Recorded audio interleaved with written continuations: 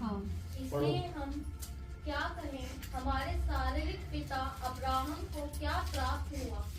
क्योंकि यदि अब्राहम कामों के से धर्मी ठहराया जाता तो उसे घमंड करने की जगह होती, परंतु परमेश्वर के निकट नहीं।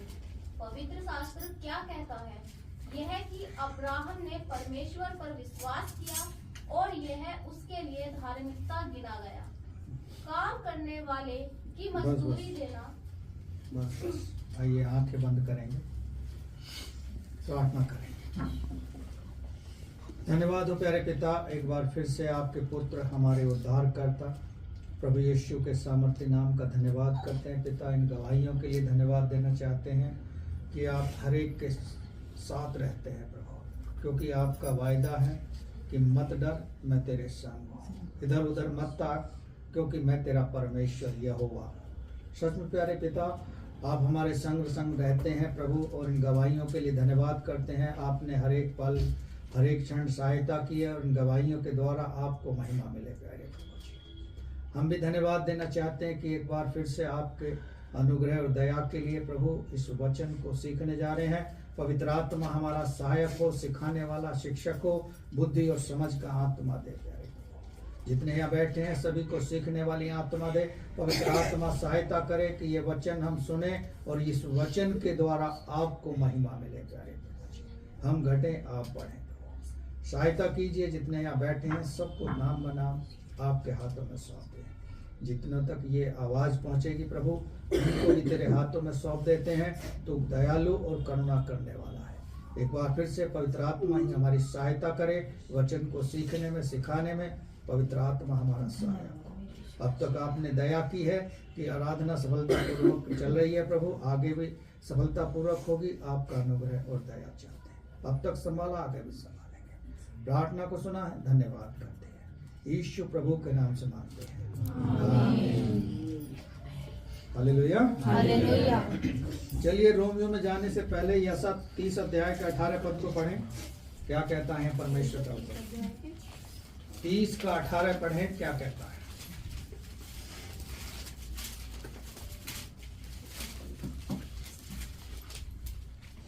तो भी यहोवा इसीलिए विलंब करता है कि तुम पर अनुग्रह करे, और इसीलिए ऊंचे उठेगा कि तुम पर दया करे, क्योंकि यहोवा न्यायी परमेश्वर है। क्या ही धन्य है वे जो उस पर आशा लगाए रहते हैं। हमारा विषय है आशा। आशा हमारी कहाँ है? इंग्लिश में उसे होप बोलते हैं। होप, होप यानी आशा। मसीह लोगों की जो होप है, जो आशा है, अनंत जीवन पाने की है। हो सकता है आप में से किसी की आशा अलग अलग हो, किसी की किसी चीज को पाने की हो, किसी को किसी चीज की पाने की हो, लेकिन सबकी आशा एक ही होनी चाहिए। वो आशा क्या है कि परमेश्वर विलंब से क्रोध करता है, अनुग्रह करने के लिए विलंब से क्रोध करता है। हम देखते हैं कि दुष्ट लोग फल फूल रहे हैं। ये अपने आप से फल फूल नहीं रहे हैं, क्योंकि वचन में लिखा है दुष्ट दुष्टता करता रहेगा, अंत उसका क्या है? विनाश है। उसे भी पता है, दुष्टता करने वाले को भी पता है कि जो मैं कर रहा हूं गलत कर रहा हूं और मेरा अंत बुरा है, लेकिन फिर भी वो दुष्टता करता है। हम मसीह लोगों की एक आशा है कि हमें अनंत जीवन मिलेगा। ये जो जीवन है ये संसार का दिया हुआ है, संसारिक जीवन हम जी रहे हैं, लेकिन परमेश्वर ने हमें और आपको ऐसा सौभाग्य दिया है कि संसार की भीड़ में से हमें और आपको सेलेक्ट किया है। अन्यथा 140 करोड़ की जनसंख्या है भारत की। बहुत सारे लोग बुलाए हुए तो हैं, लेकिन सेलेक्ट किए हुए नहीं है, चुने हुए नहीं है। बहुत से मसीही परिवारों में जन्म तो ले लिया है, लेकिन उद्धार के बारे में नहीं पता अनंत जीवन क्या है, क्योंकि उनके जीवन में एक टैग लगा कि हम मसीह परिवार हैं। वो प्रार्थना नहीं कर सकते, वो ऊंचे स्वर से बोल नहीं सकते, क्योंकि उन्होंने कभी ऐसा किया नहीं। मुझे याद है एक जगह मैं प्रार्थना में गया हुआ था, मुझे प्रीच करना था। मैंने एक भाई से कहा कि आप प्रार्थना करो वचन के लिए। उसने अपनी बहन से कहा कि तुम करो। मैं भी कह सकता था उसकी बहन को, क्योंकि उसके पास बैठी थी, लेकिन अभिप्राय यह है क्योंकि वो मसीह परिवार में जन्म लिए हैं और ऊंचे स्वर से दुआ करना उन्होंने खुलकर अनंत जीवन के जो वारिस हैं सीखा नहीं है। ये हम कैसे सीखेंगे? ये वचन के द्वारा सीखेंगे। फिर से पढ़ेंगे 30 वाले को। तो भी यहोवा इसलिए विलंब करता है कि तुम पर अनुग्रह करे। हाँ, विलंब कर रहा है कि हम गलती कर रहे हैं, पाप कर रहे हैं, गुनाह कर रहे हैं, और हमें परमेश्वर फिर भी अवसर दे रहा है। संसार जो है लास्ट दिनों में जी रहा है,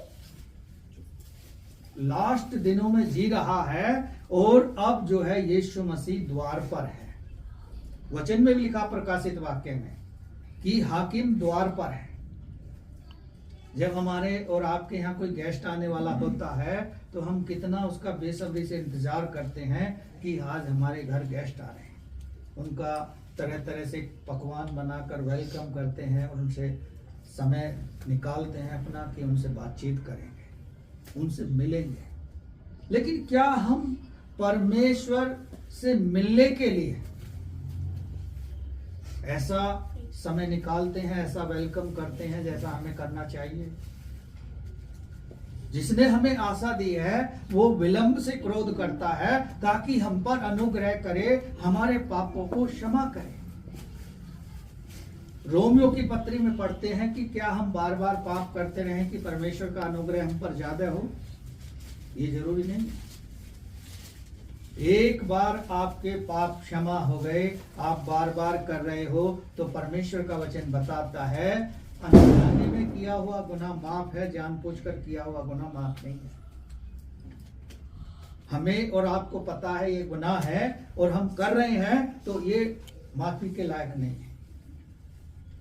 लेकिन यहां परमेश्वर कह रहा वो विलंब से क्रोध करता है ताकि वो अनुग्रह करे। आगे बढ़े। और इसलिए ऊंचे उठेगा कि ऊंचा उठेगा, हाँ, कि तुम पर दया करे। हाँ, दया करे, क्योंकि वो दयालु है। जब जब वो निकलता था अपने चेलों के साथ, संसार के लोगों को देखता था, तो बीमारों को देखता था, तरस आता था उसे, उन पर दया करता था। कई रोगियों के पास उसने स्वयं जाकर कहा, क्या तू चंगा होना चाहता है? लेकिन रोगी उसको समझ नहीं पाते थे और उस आत्मिक रूप से देख नहीं पाते थे ये कौन है। आगे पढ़ें। क्योंकि यहोवा न्याय परमेश्वर है। क्या ही धन्य है वे जो उस पर आशा लगाए रहते हैं। वो लोग धन्य हैं जो उस पर आशा लगाए रखते हैं, क्योंकि वो न्यायी परमेश्वर है, न्याय करने वाला है, और वो सच्चाई से न्याय करेगा। ऐसे नहीं मुंह देखा न्याय नहीं करेगा जो आज के संसार में हो रहा है। जिसने धन की ताकत दिखाई, न्याय उसके पक्ष में हो रहा है। लेकिन परमेश्वर न्यायी है। अंत के दिनों में न्याय जब करेगा, जब यीशु मसीह आएगा, तो वो जो दुष्टता दिखा रहा है, वो जो अन्याय कर रहा है, वो जो आपसे झगड़ रहा है, वो जो आपसे लड़ रहा है, जो आपके विरोध में खड़ा है, परमेश्वर उसका भी सच्चाई से न्याय करेगा। एक गीत हम गाते हैं, खुल जाएंगी किताबें जब भी हिसाब होगा, इंसाफ का तराजू यीशु के हाथ होगा। बहुत से लोगों को पता नहीं है कि यीशु के हाथ में है इंसाफ का तराजू। वो लोग सोचते हैं कि हमारा कोई न्याय नहीं कर सकता, हम जो चाहे करें, और हो रहा है। आप देख लो, संसार में हो रहा है। लोग जरा सी ताकत पाकर इतने बलवान हो रहे हैं कि वो सोचते हैं कि अब हम सब कुछ कर सकते हैं। लेकिन परमेश्वर का वचन क्या कहता है कि आज ही रात तेरा प्राण ले लिया जाए तो सारी योजनाएं निष्फल हो जाए। हम योजना बनाते हैं, प्लान करते हैं और सोचते हैं कि ये करेंगे वो करेंगे। क्या हम अपने जीवन के बारे में सोचते हैं कि परमेश्वर से मिलेंगे और अपने विषय में बात करेंगे? हालेलुया। हालेलुया। चलिए एक और पद पढ़ेंगे इसी में, यशा में 54 अध्याय में आ रहे हैं।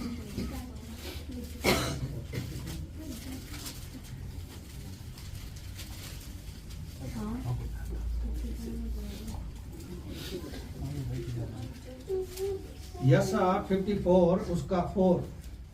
मत डर, क्योंकि तेरी आशा फिर नहीं टूटेगी। हाँ, यहाँ परमेश्वर का वचन कह रहा है कि मत डर। आपको और हमको डरने की जरूरत नहीं है, क्योंकि हमारी आशा उस परमेश्वर पर है जो जीवित है, जिसने वायदा किया है कि जहां मैं रहूंगा वहां मेरे लोग भी रहेंगे, वहां मेरे लोग भी रहेंगे। आज देख रहे हैं आप किस तरह से हो रहा है। आज लोग छुआछूत कर रहे हैं और एक दूसरे को घृणा की दृष्टि से देख रहे हैं। अंधकार संसार में इतना बढ़ गया है कि लोग सब्जी लेने वाले से पूछते हैं तो किस जाति का है, क्योंकि उनके अंदर प्रेम नहीं है, मानवता उनके अंदर नहीं है। लेकिन परमेश्वर ने लिखा है, ऐसा प्रेम किया जगत के लोगों से कि अपने आप का बहुमूल्य बलिदान कर दिया। क्या लोग बलिदान करते हैं? बलिदान मांगते हैं। सुभाष चंद्र बोस ने सेना बनाई, उसने लोगों से, भारतीय लोगों से क्या कहा? तुम मुझे खून दो, मैं तुम्हें आजादी दूंगा। तुम मुझे खून दो, मैं तुम्हें आजादी दूंगा।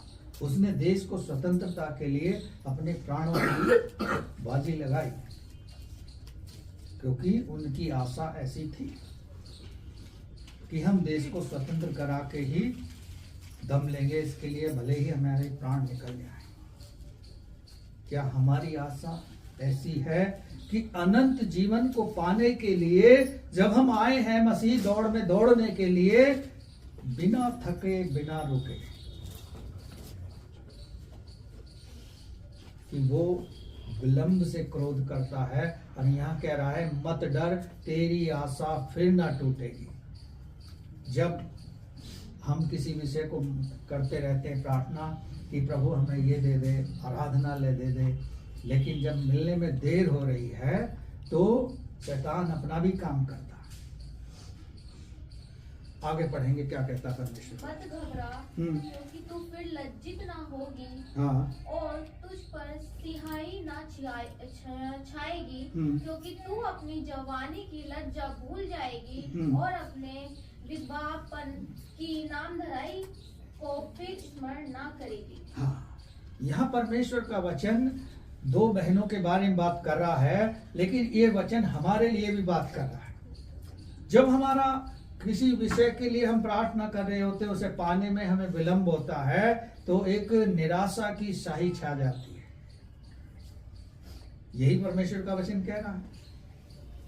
लेकिन निराशा में ही आशा है। हालेलुया। हालेलुया। जब हम निराश होंगे तो परमेश्वर हमें आशा भी देगा, क्योंकि प्रकाशित वाक्य में स्पष्ट लिखा है, हर एक दरवाजा बंद हो जाएगा लेकिन परमेश्वर का द्वार बंद नहीं होगा। जिसे वो खोलता है उसे कोई बंद नहीं कर सकता। हालेलुया। हालेलुया।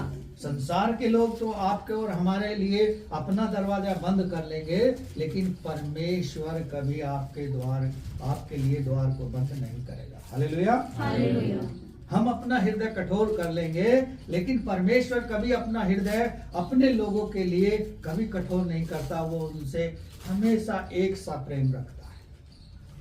हम शायद उसके प्रेम को भूल जाते हैं, हम शायद उसके उपकारों को भूल जाते हैं, हम उसके आश्चर्य कर्मों को भूल जाते हैं, लेकिन वो कभी भूलता नहीं।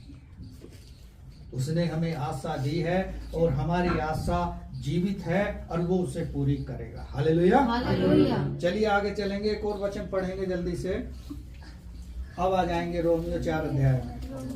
हाँ। चलिए रोमियो 4 अध्याय में जो हमने पढ़ के छोड़ दिया था, अब आएंगे। इसलिए हम क्या कहें, हमारे शारीरिक पिता अब्राहम को क्या प्राप्त हुआ? क्योंकि यदि अब्राहम कामों से धर्मी ठहराया जाता तो उसे घमंड करने की जगह होती। कहाँ से पढ़ रहे हो? 4 का 18 पढ़ना। उसने निराशा में भी आशा रखकर विश्वास किया, इसलिए कि उस वचन के अनुसार कि तेरा वंश ऐसा होगा, वह बहुत सी जातियों का पिता हो। अब्राहम ने आशा रखी कि जो मैं तुझे वंश दूंगा, उस वंश से तेरा जो वंश चलेगा वो जातियों का पिता होगा। उसने आशा रखी, तभी तो ऐसा हुआ। परमेश्वर ने कहा अब्राहम से कि तू अपने घर को छोड़, घराने के लोगों को छोड़, और मैं एक देश दूंगा, उस देश में जाकर बस जा। वो अपने परिवार को छोड़ दिया। क्या आप और हम हैं ऐसा कोई जो परमेश्वर कहे कि अपने घराने को छोड़ दे और मेरे साथ आ जा? नहीं छोड़ेगा, वो नहीं छोड़ सकता। लेकिन यदि परमेश्वर को छुड़ाना है तो वो छुड़वा कर रहेगा। अब्राहम को एक बार कहा कि अपना घर बार छोड़ और मेरे पीछे हो ले। यीशु मसीह जब संसार में था, उसने लोगों को देखा, जक्कई को देखा, मती को देखा, यूहन्ना को देखा और कहा मेरे पीछे हो ले। वो अपने परिवार से पूछने गए क्या? नहीं गए ना? नहीं। उन्होंने किसी से सलाह ली? नहीं ली। पौलुस कहता है कि मैं खुद में सक्षम हूं। जब जब यीशु मसीह ने पुकारा मेरे पीछे हो ले, अपना सब कुछ छोड़ और आ जा। एक धनवान आया यीशु मसीह के पास, कहा कि उद्धार पाने के लिए क्या करूं? उसने कहा अपना सब कुछ बेचकर कंगालों को दे दे। वो निराश हो गया, क्योंकि उसने उस धन को बड़ी मेहनत से इकट्ठा किया होगा। आज हमारे देश में भी बहुत सारे लोग धन इकट्ठा कर रहे हैं, लेकिन वो उस वचन को नहीं जानते कि आज ही रात तेरा प्राण ले लिया जाएगा तो तेरे धन का क्या होगा। Hallelujah, hallelujah. चलिए इसमें ही चलेंगे आगे। 5 अध्याय को निकालेंगे, उसके 4 और 5 पद को पढ़ेंगे। क्या कहता है? और धीरज से खरा निकालना और खरे निकलने से आशा उत्पन्न होती है। हाँ, जो धीरज धर रहा है, उस धीरज में उसको खरा निकलना है, और उस खरा निकलने के लिए उसे एक आशा की जरूरत है। Hallelujah, hallelujah. हाँ आगे। और आशा से लज्जा नहीं होती। आशा से लज्जा नहीं होती, क्योंकि आप और हम जानते हैं कि हम किस परमेश्वर से मांग रहे हैं, और वो परमेश्वर विलंब नहीं करेगा, देर नहीं करेगा, और वो अति शीघ्र हमें दे देगा। और शैतान जो है साथ साथ अपना काम करता रहेगा, हमें लज्जा लाने के लिए निराशा में डालेगा। Hallelujah, hallelujah. लेकिन निराशा जो है लज्जा का कारण नहीं है, परमेश्वर की महिमा का कारण है। आगे बढ़े। क्योंकि पवित्र आत्मा जो हमें दिया गया है, उसके द्वारा परमेश्वर का प्रेम हमारे मन में डाला गया है। हाँ, पवित्र आत्मा जो हमें दिया गया है, उसमें हमारे अंदर प्रेम डाला गया है। इसलिए वचन कहता है सबसे पहली आज्ञा ये है, अपने पड़ोसी से अपने समान प्रेम रख। अब हमें पहचानना पड़ेगा हमारा पड़ोसी कौन है। जो संसारिक रूप से है वो है, या आत्मिक रूप से है जो हमारे साथ, वो हमारा पड़ोसी है। Hallelujah, hallelujah. चलिए आगे चलेंगे। रोमियो में ही 8 अध्याय में आ जाएंगे।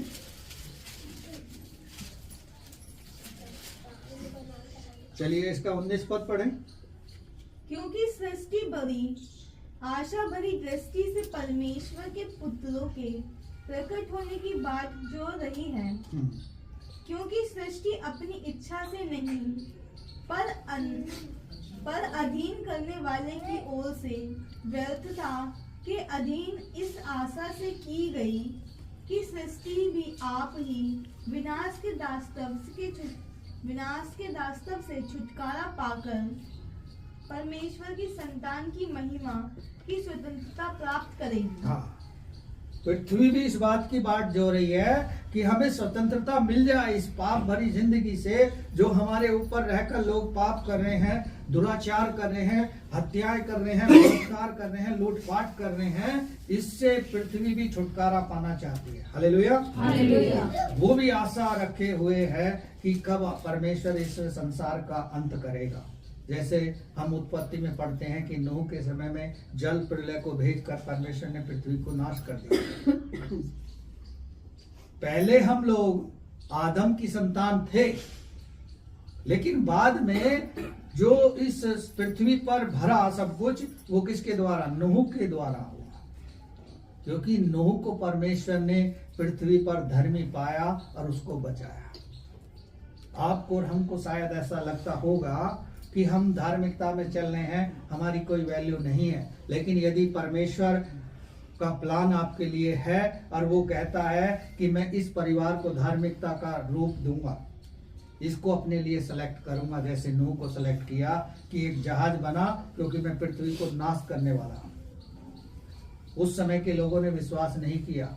आज भी प्रचार हो रहा है कि यीशु मसीह आने वाला है, आप जाग जाओ, लेकिन हम गैर मसीहों को क्या कहेंगे?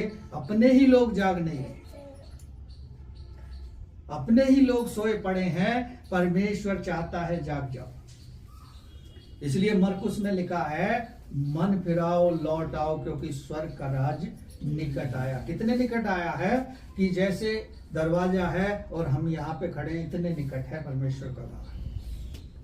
कब आ जाएगा हमें और आपको नहीं पता। जो विश्वास करते हैं, जो उसकी आज्ञाओं पे बने हैं और जो उस पर भरोसा रख के आगे बढ़ रहे हैं और जिनके साथ वो रहता है, वो उन्हें ले जाएगा अपने साथ। Hallelujah, hallelujah. चलिए आगे और पढ़ेंगे। इसमें ही 25वीं पढ़े इसका।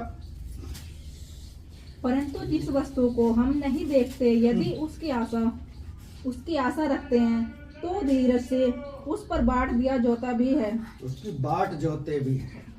अब जैसे बाट जोते, अब इन्होंने कभी आशा नहीं रखी होगी निशा ने कि मेरी कंपनी वाले मुझे कॉल करके बुला लेंगे। कभी आशा रखी थी?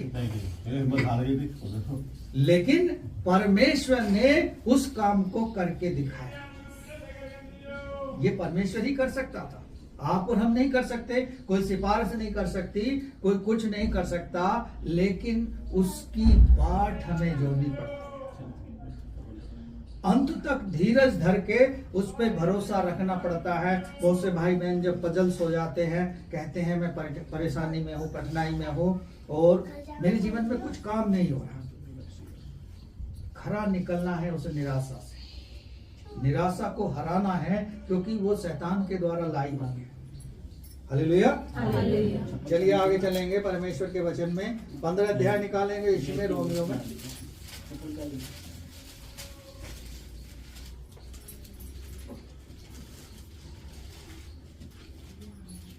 4 पद को पढ़ें इस पे। जितनी बातें पहले से लिखी गई वे हमारी इच्छा के लिए लिखी गई हैं। शिक्षा के लिए लिखी गई हैं कि हम धीरज और पवित्र शास्त्र के प्रोत्साहन द्वारा आशा रखें। हाँ, पवित्र शास्त्र के द्वारा जो प्रोत्साहन हमें मिलता है, धीरज के साथ उसमें आशा रखें, क्योंकि जो हमें आशा मिली है वो उसके बाट जोड़ने की मिली है। इसमें 12 पद पढ़ें, क्या कहता 12? और फिर यशायाह कहता है, यीशे की एक जग प्रकट होगी और अन्य जातियों का हाकिम होने के लिए एक उठेगा, उस पर अन्य जातियां आशा रखेंगी। हाँ, ये यशा प्रॉफिट ने ये भविष्यवाणी की थी, प्रोफेसी की थी। हम यशा 7 अध्याय 9 अध्याय में पढ़ते हैं कि कि एक उद्धारकर्ता जन्म लेने के बारे में जो यीशु के परिवार से था। और यहाँ भी पढ़ने हैं, अन्य जातियां और अन्य लोग जो उस पर विश्वास रखेंगे। और आज आप देख रहे हैं हर जाति हर धर्म के लोग परमेश्वर उद्धारकर्ता प्रभु यीशु पर विश्वास करते हैं। हालेलुया। हालेलुया। जो लोग अफवाह फैलाते हैं उल्टी सीधी, उनका नहीं जानते क्योंकि उन्हें ज्ञान नहीं है। लेकिन जिसे ज्ञान है अन्य जातियां उस पर विश्वास करती हैं। हालेलुया। हालेलुया। चलिए आगे चलेंगे, पहला कुरिन्थियों में आ जाएंगे।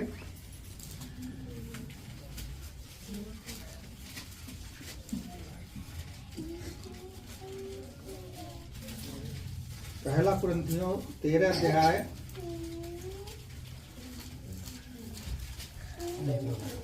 उसके 6 पद को पढ़ें। कुकर्म से आनंदित नहीं होता परंतु सत्य से आनंदित होता है। हाँ। वह सब बातें सह लेता है, सब बातें की प्रतीति करता है, सब बातों की आशा रखता है, सब बातों में धीरज धरता है। हाँ, सब बातों की आशा रखता है, सब बातों में धीरज धरता है और सब चीजों की उसे आशा है। ये है प्रेम। इसे शुरू से 13 अध्याय को पढ़ोगे, इसमें स्पष्ट लिखा है यदि मैं स्वर्गदूतों की बोलियां बोलूं, बोलते हैं ना लोग, कितना प्यारा, कितना मीठा, कितना मधुर लगने वाला, लेकिन क्या उनके अंदर वो वास्तविकता वाला प्रेम है? आप जैसे ही चेहरा घुमाओगे, पीठ उसकी तरफ होगी तो वो आपकी सारी उधेड़ बुन कर देगा। आजकल ऐसा प्रेम रखते हैं। लेकिन यहाँ साफ लिखा है कि यदि मैं प्रेम रखूं तो कैसे रखूं? जैसे प्रभु ने किया, अपने आप को हमारे और आपके लिए दे दिया। आज एक परिवार का ही उदाहरण देख लो। 4 भाई बहन हो तो एक भाई बहन अपने भाई को रोटी आधी अपनी दे नहीं सकता, कहेगा उधर रख के दे ले अपने आप, क्योंकि उसके अंदर ऐसी भावना है, वो अपने आप ले रसोई में चला जाए, लेकिन अपने हाथ पेके से नहीं दे सकता, क्योंकि उस तरह का प्रेम नहीं है। यीशु मसीह जब 5000 की भीड़ को सुसमाचार सुना रहा था तो चेलों ने भी ऐसा बलिदान नहीं किया, एक छोटे से बच्चे ने बलिदान किया था। जब उसने पूछा तुम्हारे पास कुछ है, एक ने कहा हाँ मेरे पास है, कुछ रोटी और कुछ मछली मेरे पास है। तो यीशु मसीह ने कहा ले आओ मेरे पास, और ब्लेस करके लोगों को बांट दिया। वहां छोटे से बच्चे ने बलिदान किया। क्या 5000 की भीड़ में कोई ऐसा नहीं होगा जो खाना ना लाया हो? लेकिन उसने अपने बारे में सोचा होगा। जैसे आज लोग सोचते हैं कि सैलरी मिली, पहले अपना पूरा करो, बाद में देखेंगे किसी को। पहले घर के लिए कर लो, सब कुछ कर लो, लेकिन बाद में देखेंगे। लेकिन परमेश्वर का वचन कहता है पहले उस पर धन्यवाद दो। आप निकालते निकालते थक जाओगे, आपके पैसे खत्म नहीं होंगे। यशा नबी की पुस्तक में देखो और पहला राजा में देखो, पुराने नियम में, जब मेरे लिए कुछ बना के ले आ, उसने कहा कि प्रभु कुछ नहीं है हमारे घर में। उसने कहा जो भी कुछ है उसे ले आ। थोड़ी सी मैदा थी, थोड़ा सा तेल था, वो रोटी बना के लेके गई, और वो प्रॉफिट उनके घर पे महीनों सालों रहा, और वो तेल और वो मैदा खत्म नहीं हुआ। हालेलुया। यदि वो ऐसा ना करते, और उसी के द्वारा उन्होंने अपना कर्ज भी चुका दिया, लेकिन हम स्वार्थी है ना, पहले प्रभु मुझे मिल गया, बाद में पड़ोसी को मिले। पहले ये तो कह देते हैं कि पहले मुझे मिल गया, बाद में किसी और को मिले। और जब अंधे होने की बात हो ना, पहले उसे अंधा कर, बाद में मुझे कर, क्योंकि पहले रिजल्ट देखेगा। पहले पड़ोसी अंधा हो फिर मैं, क्योंकि कितना स्वार्थ है हमारे लिए। लोग स्वार्थ से हटकर समर्पण की ओर बढ़ेंगे तभी तो परमेश्वर हमारे लिए कुछ करेगा। उस बच्चे को क्या जो उसके मम्मी पापा ने उसे दिया था खाना, क्या उसे कम पड़ा होगा? आप उसको पढ़ोगे संपूर्ण बाइबल अध्ययन वाली बुक को, यीशु मसीह ने कहा होगा तुम भूखे भूखे चिल्लाते हो ना, भर लो आप। तो परमेश्वर कितना ब्लेस करने वाला। हालेलुया। चलिए एक और पद पढ़ेंगे जल्दी से, दूसरा कुरिन्थियों में आ जाएंगे।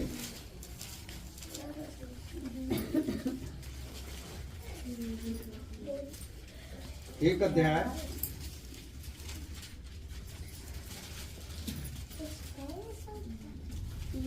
उसके 7 पद को पढ़ें। हमारी आशा तुम्हारे विषय में दृढ़ है, क्योंकि हम जानते हैं कि तुम जैसे हमारे दुखों में वैसे ही शांति में भी सहभागी हो। हाँ, पौलुस लिखता है कलीसियाओं को कि जैसे तुम हमारे दुखों में सहभागी हो, हमारी शांति में भी आशा रखकर हमारे सहभागी बने। हालेलुया। चलिए आगे पढ़ेंगे, इसमें ही आगे चलेंगे। 4 अध्याय निकाल लें, 4 के बारे को पढ़ दें, क्या कहता है यहाँ परमेश्वर का वचन। इस प्रकार मृत्यु तो हम पर प्रभाव डालती है और जीवन तुम पर। मृत्यु हमारे ऊपर प्रभाव डालती है, लेकिन जीवन भी प्रभाव डालता है। जो हमारी शारीरिक मृत्यु है वो तो हो जाएगी, लेकिन अनंत जीवन हमें मिलेगा, जिसकी हम आशा रख रहे हैं, जिसके लिए धीरज धर रहे हैं, जिसके लिए दुख उठा रहे हैं, जिसके लिए पीड़ा सह रहे हैं। आप देखो, आप और हम ऐसी पीड़ाओं से नहीं गुजर रहे जैसा छत्तीसगढ़ में हो रहा है, क्योंकि ऐसे ऐसे लोग जिनको ज्ञान नहीं है, जिनको कुछ नहीं पता है, इसीलिए तो लोग सोचते हैं कि देश अंधकार में रहेगा तो वो ज्ञान नहीं प्राप्त कर पाएंगे, क्योंकि अपना अच्छा बुरा ना समझ पाए, इसलिए ज्ञान नहीं है उनके अंदर। डॉक्टर भीमराव अंबेडकर जी ने जो ज्योति जलाई थी, वो शिक्षा की ज्योति इसीलिए जलाई थी ना, ताकि ज्ञानवान हो जाओ और दूसरों के सामने तुम्हें लज्जित ना होना पड़े। आज लोग उसी चीज से तो घृणा कर रहे हैं कि ये हमारी बराबरी में ना आ जाए, लेकिन यीशु मसीह ने एक गरीब को भी अपने बराबर में बिठाने का अधिकार दिया। आज कोई ऐसा अधिकार किसी को दे सकता है? आज तो पहले ही पूछते हैं, हाँ भाई, मैं जब जॉब करता था तो राजस्थान में ज्यादा है, सबसे ज्यादा लोग पहले ही पूछते थे कौन सी जाति का है। घर में जब घुसने देते, यदि आपने कह दिया ना मैं कंजड़ हूं, कहेंगे भारी बैठ जा, वहीं हम आ जाएंगे। तो लोगों के अंदर ऐसा छुआछूत है, लेकिन यीशु मसीह संसार में इसको मिटाने के लिए, प्रेम करने के लिए आया, एक जीवित आशा लेकर आया कि अनंत जीवन को धर लो। एक और पद पढ़ेंगे, उसके बाद समाप्त करेंगे। चलिए 5 अध्याय में आ जाएंगे, उसके 11 पद को पढ़ें। इसलिए प्रभु का भय मानकर हम लोगों को समझाते हैं, परंतु परमेश्वर पर हमारा हाल प्रकट है। और मेरी आशा यह है कि तुम्हारे विवेक पर भी प्रकट हुआ होगा। हाँ, हम इसलिए समझाते हैं लोगों को कि हमारा हाल तो प्रकट है, लेकिन हमें विश्वास रखना है। किस बात पे? एक बार फिर से पढ़ें। इसलिए प्रभु का भय मानकर, प्रभु का भय मानकर हम लोगों को समझाते हैं, लोगों को समझाते हैं, लोगों को मतलब कलीसिया को समझाते हैं, कलीसिया को गाइड करते हैं कि प्रभु का भय मानकर। हाँ, परंतु परमेश्वर पर हमारा हाल प्रकट है। परमेश्वर हम सभी का हाल जानता, हम कितने मजबूत हैं, कितने कमजोर हैं, कितने लाचार हैं, कितने दुर्बल हैं, कितने फिट हैं हम। प्रभु हमें जानता है, हमारे हाल उस पर प्रकट है। और मेरी आशा यह है कि तुम्हारे विवेक पर भी प्रकट हुआ होगा। हाँ, तुम्हारे विवेक पर भी प्रकट हो जाए वो जो बात हम समझाना चाह रहे हैं। हमें एक जीवित आशा मिली है, अनंत जीवन की। उस आशा में आनंदित रहो। लिखा है फिलिप्पी 4:4 में, पढ़ोगे आप, प्रभु में सदा आनंदित रहो। ये नहीं है दुख है तो रो रहे हो, दुख में भी हंसो, क्योंकि परमेश्वर हमें आनंद देने वाला है। आप भजन संहिता 34 को पढ़ो। राजा दाऊद ने वो भजन संहिता ऐसे समय में लिखी जब उसके सामने मृत्यु खड़ी थी। क्या लिखता है? मैं हर समय यहोवा को धन्य कहा करूंगा, निरंतर मेरे मुख से उसकी स्तुति होती रहेगी। हमें और आपको एक जीवित आशा ही है। हमारा और आपका सबका हाल प्रकट है परमेश्वर का। इसलिए संसार की बातों को छोड़कर, संसार की चिंता को भुलाकर उस आशा पर विश्वास रखो जो हमें अनंत जीवन की ओर लेके चल रही है। जिस मार्ग में हम चल रहे हैं वो मार्ग कठिनाई से भरा है, लेकिन परमेश्वर हमारे संग संग है। हालेलुया। चलिए परमेश्वर का धन्यवाद।